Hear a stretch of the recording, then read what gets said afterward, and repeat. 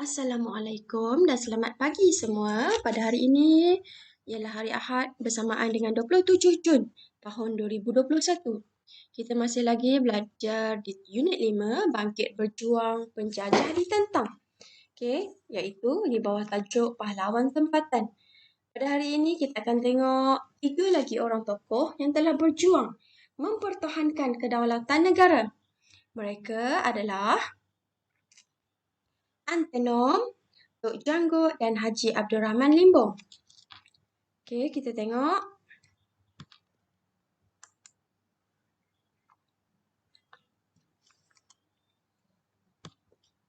Antenom. Siapakah Antenom? Nama sebenar beliau adalah Ontoros bin Buyusan. Beliau telah dilahirkan pada tahun 1873. Tempat lahir beliau adalah Silar Penikit Selangit, Hulu Sungai Tahul, Pensiangan, Sabah. Okey, sebab penentangan, apakah yang telah menyebabkan beliau menentang? Okey, SBUB menjadikan kaum Murut sebagai buruh paksa untuk membina jalan. SBUB tidak menghiraukan adat dan kepercayaan penduduk. SBUB telah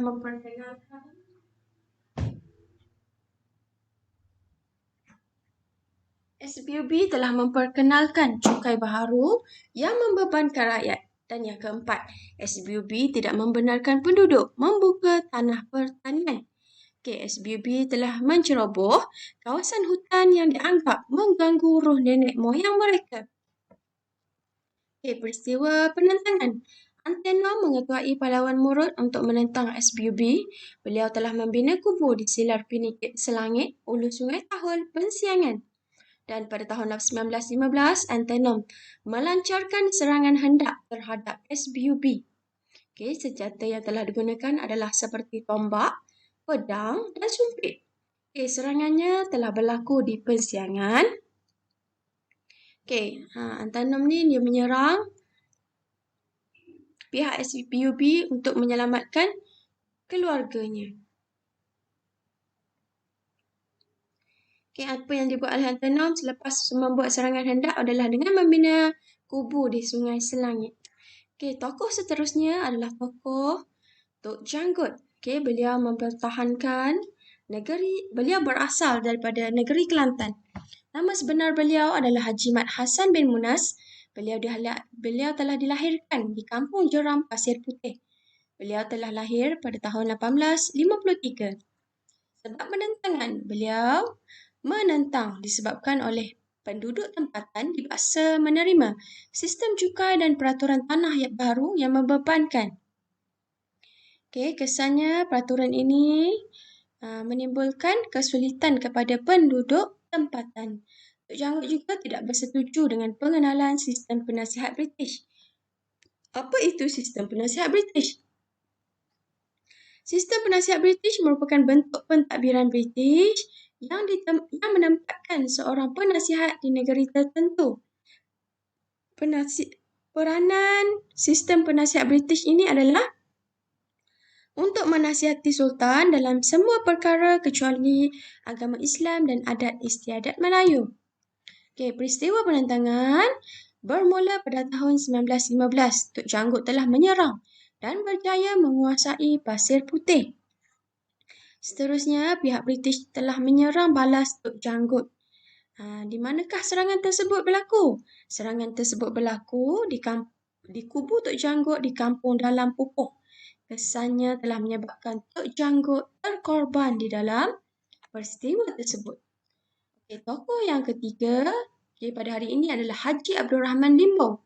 Nama sebenar beliau ialah Haji Abdul Rahman bin Haji Abdul Hamid.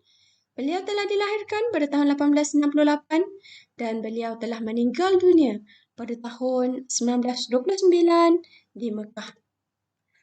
Sebab penentangan beliau adalah British telah memperkenalkan undang-undang baharu yang membebankan rakyat.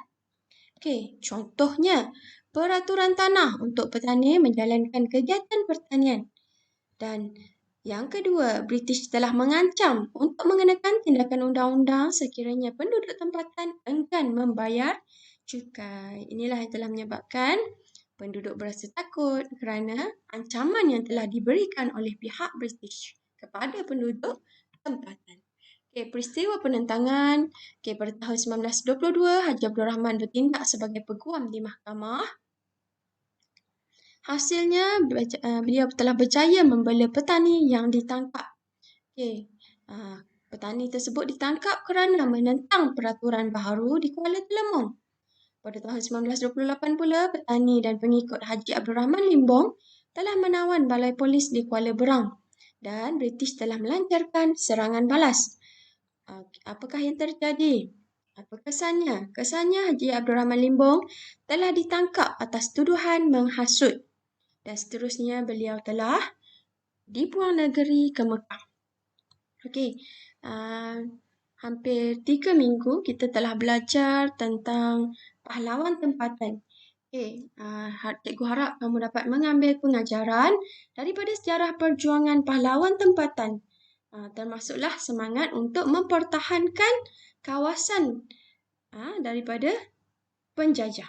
Sebagai seorang warga negara yang bertanggungjawab, kita perlu bersikap patriotik dan menghargai sejarah, perjuangan serta pengorbanan yang telah dilakukan oleh pahlawan tempatan. Sekian saja pembelajaran kita pada hari ini. Murid-murid bolehlah menyalin nota yang diberikan oleh cikgu. Sekian, terima kasih.